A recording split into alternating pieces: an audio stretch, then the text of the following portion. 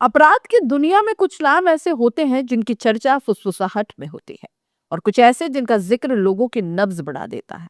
Lawrence Bishnoi एक ऐसा नाम, अपराध की गलियों में उसका रुतबा, दुश्मनियां, गठजोड़ और गद्दारियां, सब कुछ इंटरनेट पर भरा पड़ा है।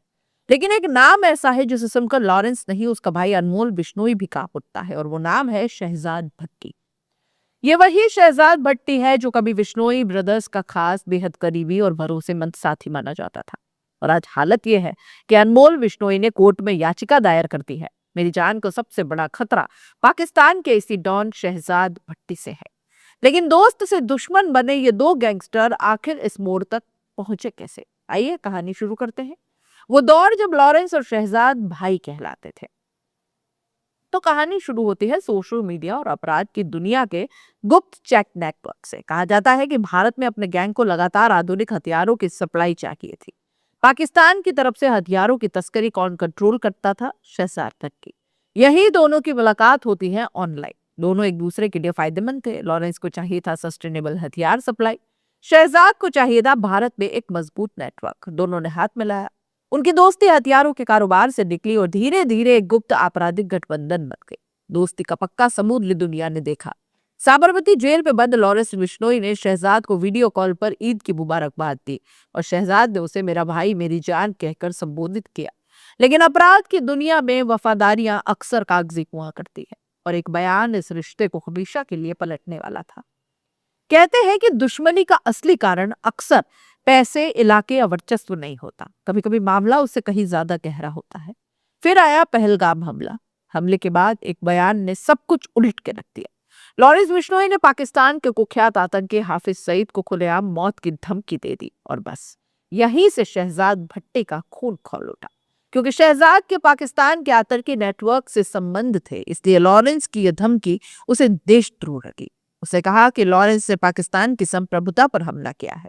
क्राइम की दुनिया की दोस्ती यही दम तोड़ देती है। शहजाद तुरंत पलटवार करता है।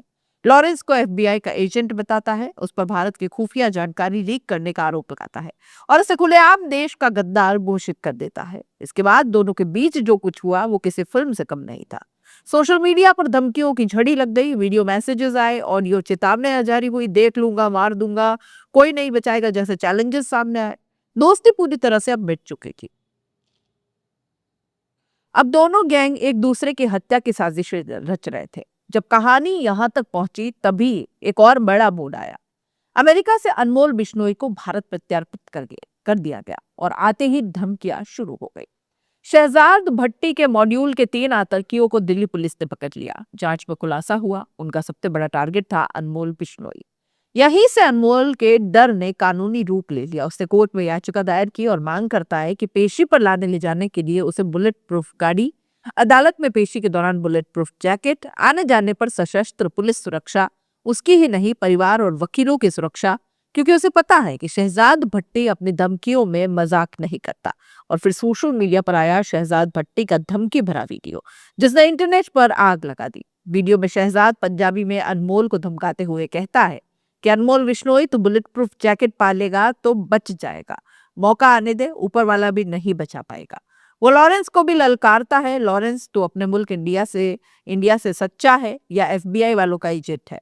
भट्टी की भाषा, उसकी बॉडी लैंग्वेज और टोन सब बता रहे थे कि ये कोई सोशल मीडिया स्टंट नहीं था, ये खुली खूनी युद्ध की घोषणा थी। भट्टी आगे कहता है कि ले लो जितनी सुरक्षा लेनी है, अब बारी आएगी तो कोई नहीं बचाएगा। यह वीडियो इतना वायरल हुआ कि भारतीय एजेंसियों तक तुरंत पहुंच गया और मामला अब सिर्फ दो गैंगस्टर्स की निजी दुश्मनी का नहीं है, राष्ट्रीय सुरक्षा से जुड़ा मुद्दा बन गया।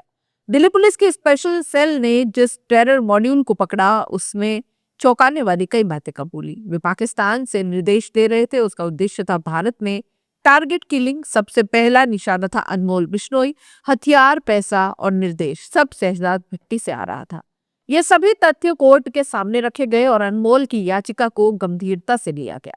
अब सवाल था कि क्या ये दुश्मनी यही रुकेगी या भारत पाक क्राइम नेटवर्क की ये लड़ाई और ज्यादा खतरनाक हो जाएगी? इस कहानी की सबसे दिलचस्प बात है ये सिर्फ गैंग वॉर नहीं है, यह है राष्ट्रीयतावाद बनाम कट्टरवाद, भारत और पाकिस्तान नेटवर्क, व्यक्तिगत वफादारी या देशभक्ति का टकराव, दोस्ती का खात्मा या बदले की आग। लॉरेंस और शहजाद का रिश्ता हथियारों से शुरू हुआ था, लेकिन टूटा धर्म, राष्ट्र और विचारधारा पर।